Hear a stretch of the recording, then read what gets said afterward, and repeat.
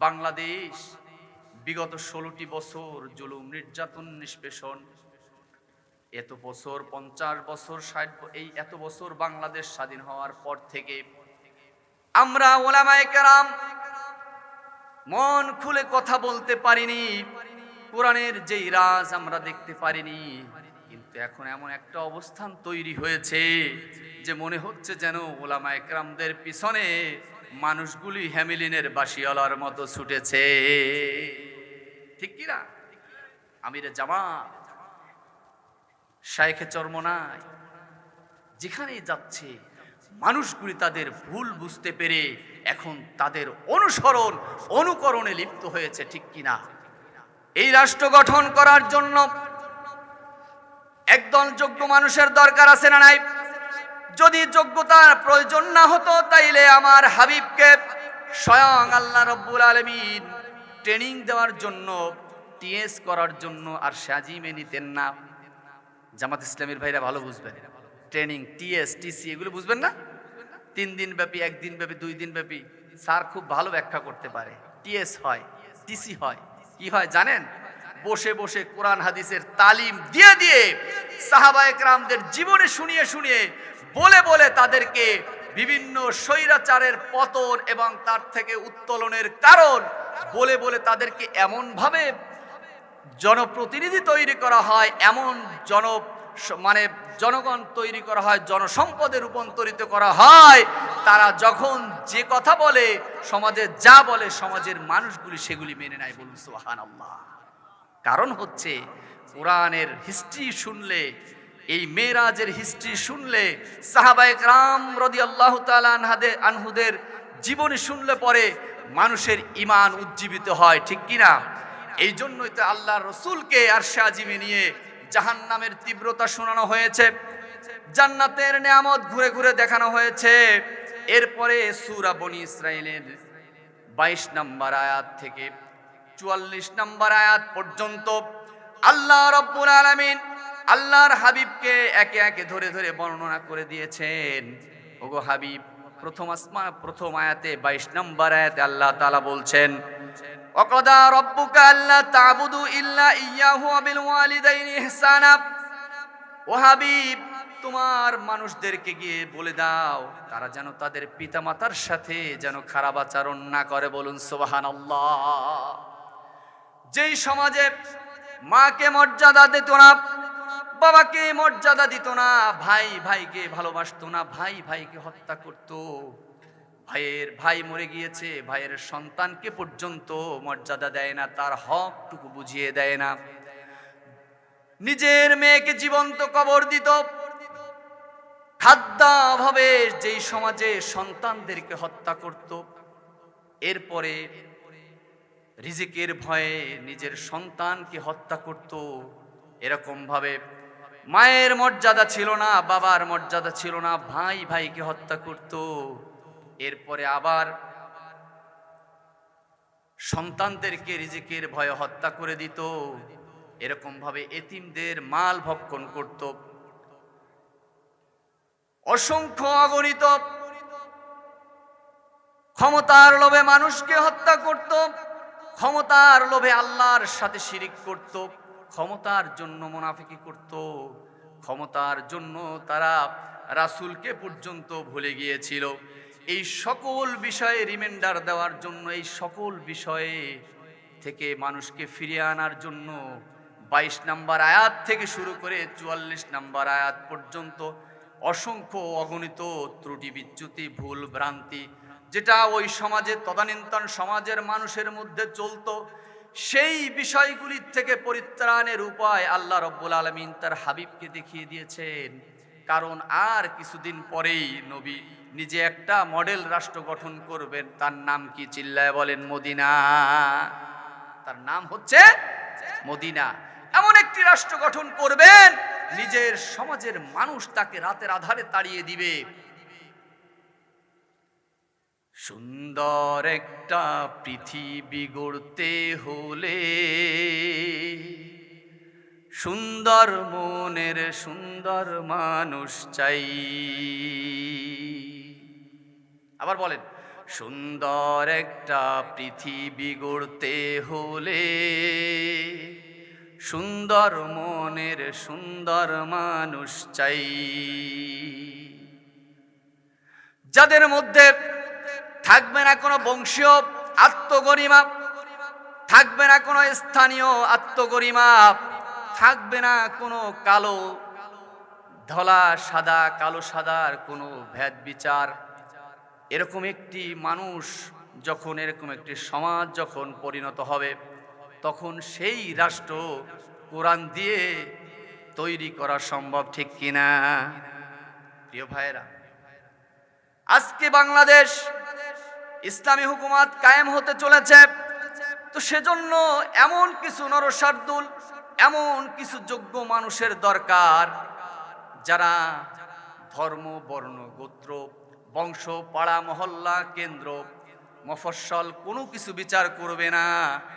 যে কোনো নেতৃত্ব আসলেই পরে তারা মেনে নিবে। এর নাম হচ্ছে রাসূলের নেতৃত্ব, ঠিক কিনা?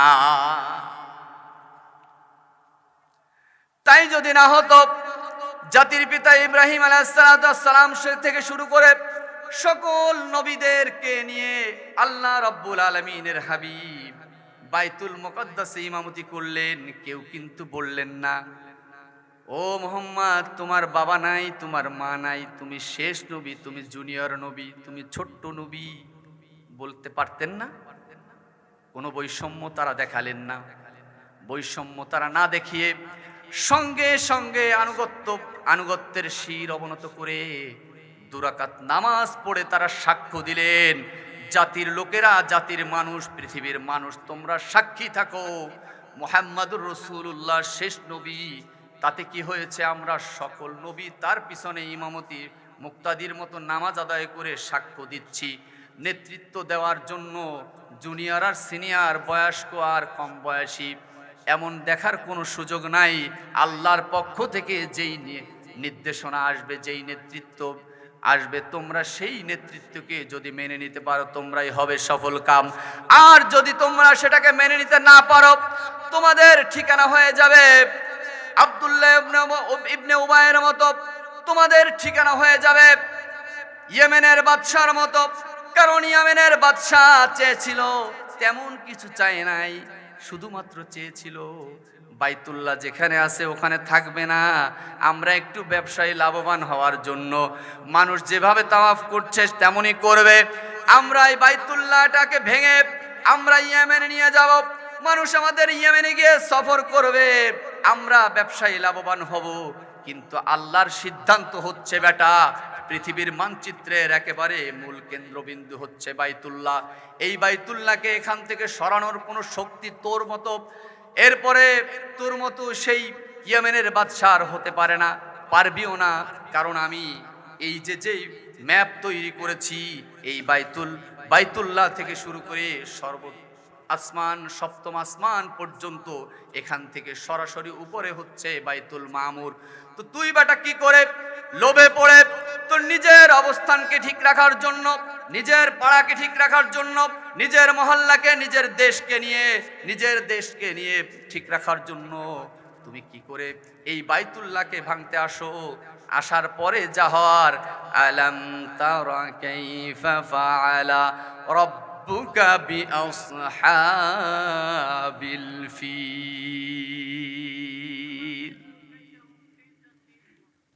সকল কায়দা, সকল হস্তি বাহিনীর সব দাঙ্গা হাঙ্গামা একটু সময়ের মধ্যেই আল্লাহ নেস্তেনাবুদ করে দিয়ে ইয়ামিনের বাদশার সকল স্বপ্নকে, একেবারে লালিত স্বপ্নকে মাটিতে মিশিয়ে দিয়েছেন।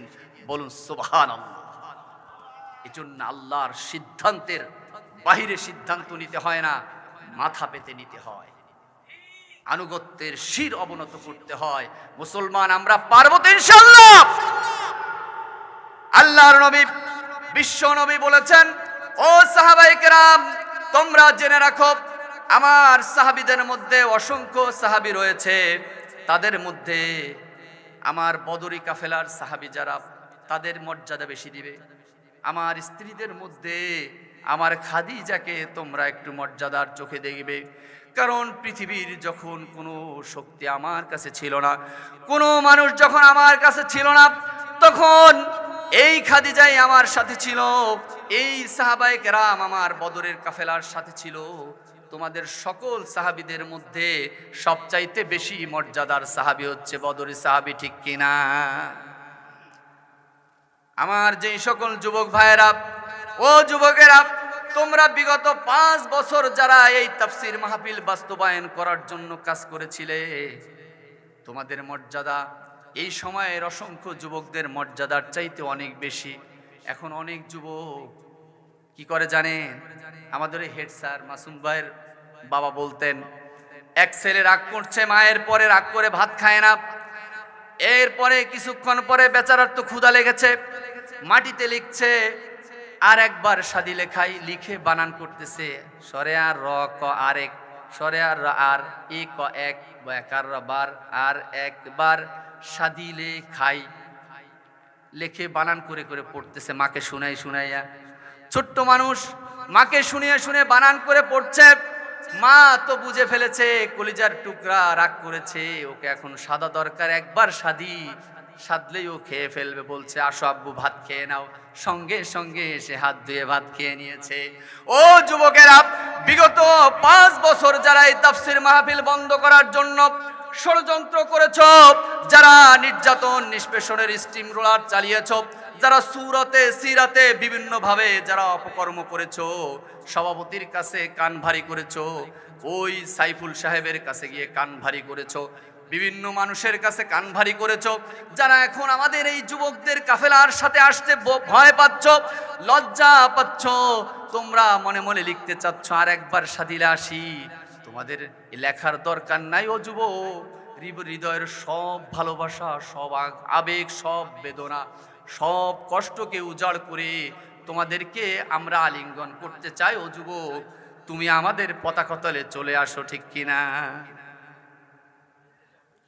প্রিয় ভাইরা আমার এই যুবকদের আমি তো বলি, আমার বিগত 5 বছর যেই সকল যুবকেরা এই তাফসীর মাহফিলের আয়োজন করলো, একজন যুবকের কলিজা যদি বর্তমান সময়ের 100 যুবকের কলিজা এক পাল্লায় রাখা হবে, বিগত 5 বছর তাফসীর মাহফিল করার জন্য যেই যুবকেরা সময় দিয়েছিল, শ্রম দিয়েছিল, মানুষের দ্বারে দ্বারে গিয়ে মুসাফিরের মতো ঘুরে ঘুরে মাহফিলকে বাস্তবায়ন করার জন্য প্রোটেকশন নিয়েছিল, এই যুবকদের একটা কলিজা আর বর্তমান এই মাহফিল বাস্তবায়ন করতে এসে 100 যুবকের কলিজা যদি এক পাল্লায় রাখা হয়, আমার বিগত 5 বছর বাস্তবায়ন করার জন্য যেই যুবকেরা সময় দিয়েছিল, আমার মনে হয় ওদের কলিজার ওজন বেশি হয়ে যাবে।